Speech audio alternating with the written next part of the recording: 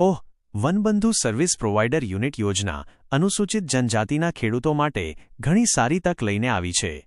તમે જોઈ શકો છો કે આ યોજના હેઠળ લાભાર્થીઓને 50 લાખ રૂપિયા સુધીની સહાય મળી શકે છે. આ એક મોટી રકમ છે જે અનુસૂચિત જનજાતિના ખેડૂતોને તેમના કૃષિ વ્યવસાયને વધુ મજબૂત કરવામાં ઘણી મદદરૂપ થશે. આ યોજનાનો લાભ લેવા માટે લાભાર્થીઓએ ભારત સરકાર દ્વારા માન્ય ટેસ્ટિંગ સંસ્થાઓ દ્વારા ટેસ્ટિંગ થયેલ અને આઈ ખેડૂત પોર્ટલ પર ઉપલબ્ધ કંપનીના માન્ય મોડેલના સાધનો અધિકૃત ડીલર પાસેથી ખરીદવાના રહેશે. આનાથી ખરીદવામાં આવતા સાધનોની ગુણવત્તા સુનિશ્ચિત થશે. અને સૌથી અગત્યની વાત એ છે કે આ યોજના માટે અરજી કરવાની તારીખો પણ જાહેર થઈ ગઈ છે.